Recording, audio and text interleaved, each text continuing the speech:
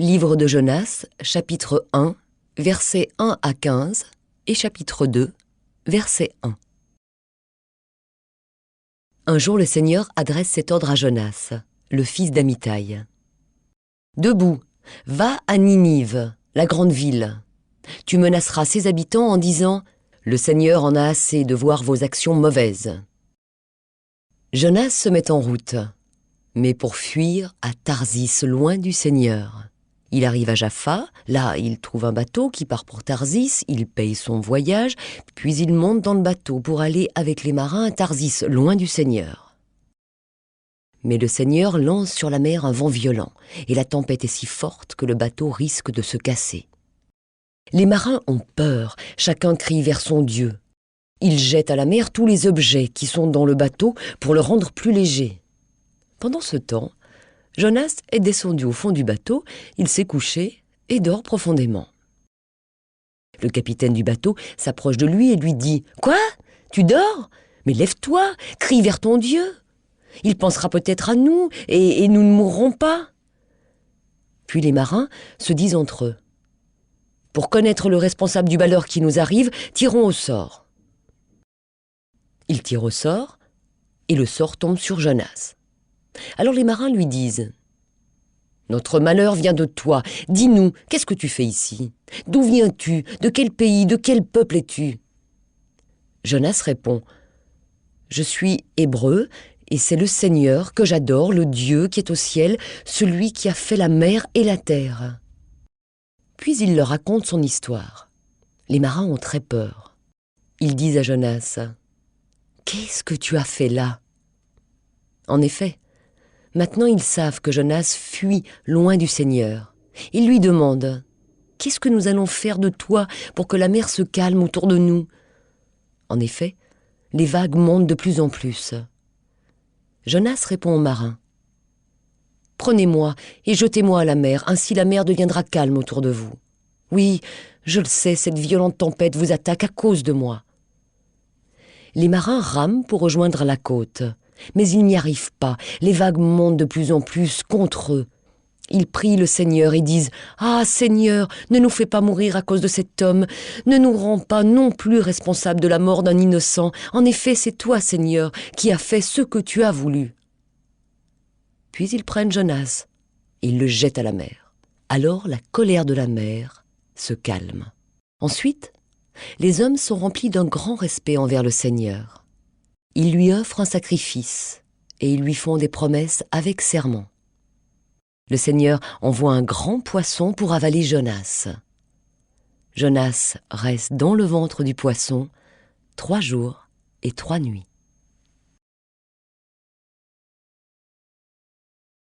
Livre de Jonas, chapitre 2, versets 2 à 11. Dans le ventre du poisson, il prie le Seigneur, son Dieu. Il dit « Je suis très malheureux. Alors je crie vers toi, Seigneur, et tu me réponds.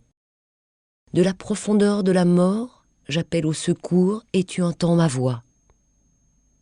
Tu m'as jeté dans un trou profond au cœur de la mer, et l'eau m'entoure. Toutes tes vagues et toute ton eau tombent sur moi. Et moi je dis, tu m'as chassé loin de tes yeux. Pourtant, je veux revoir ton temple saint. L'eau m'arrive jusqu'au cou. La mer m'entoure. Des herbes s'enroulent autour de ma tête. Je suis descendu jusqu'au pied des montagnes. Je suis dans le monde des morts, et les portes sont fermées à clé derrière moi, pour toujours.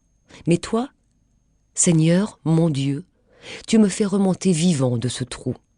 Seigneur, mon Dieu, je vais bientôt mourir. Alors je me souviens de toi, Seigneur, et ma prière monte près de toi dans ton temple saint. Ceux qui adorent les faux dieux n'ont aucune chance d'être sauvés. Mais moi, je chanterai ta louange, je t'offrirai des sacrifices. Je tiendrai les promesses que je t'ai faites. Oui, c'est toi qui sauves, Seigneur. Alors, Seigneur, donne cet ordre au poisson, rejette Jonas sur la terre. Et aussitôt, le poisson obéit. Livre de Jonas, chapitre 3, versets 1 à 10. Une deuxième fois, le Seigneur dit à Jonas, « Debout, va à Ninive, la grande ville. Annonce-lui le message que je te donne. » Alors Jonas se lève, il part. Mais cette fois, il va à Ninive, comme le Seigneur l'a demandé. Ninive est une ville extraordinairement grande. Il faut 3 jours pour la traverser. Jonas entre dans la ville, il marche pendant un jour entier. Il annonce aux gens, « Dans 40 jours, Ninive sera détruite. » Aussitôt, les gens de Ninive croient à la parole de Dieu. Ils décident de ne rien manger. Tous mettent des habits de deuil, les riches comme les pauvres.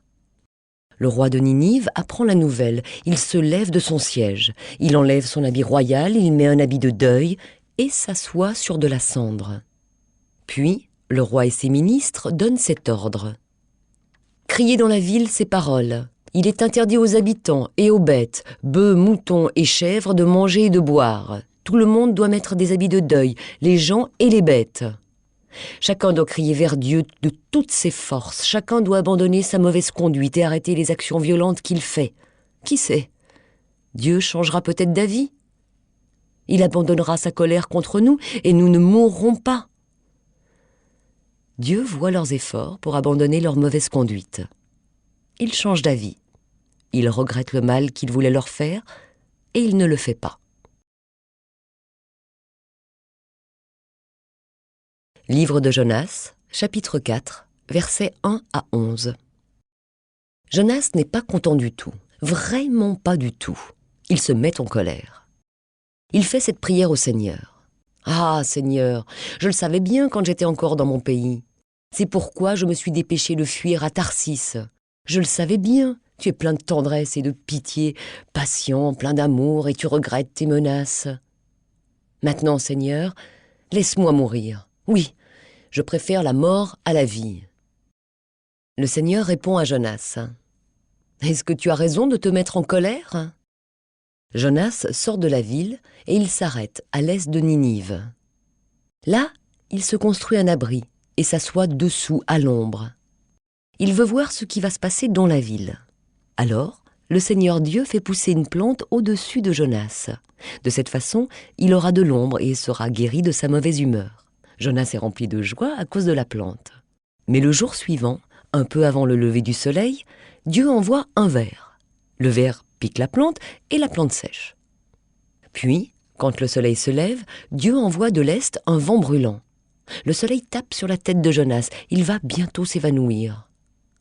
Alors il souhaite la mort et dit « Je préfère la mort à la vie. » Dieu demande à Jonas « Est-ce que tu as raison de te mettre en colère à cause de cette plante ?»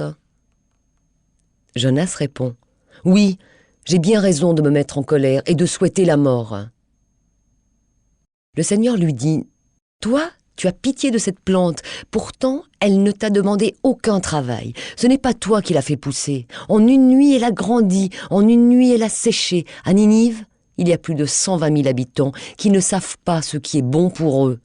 Il y a aussi beaucoup d'animaux.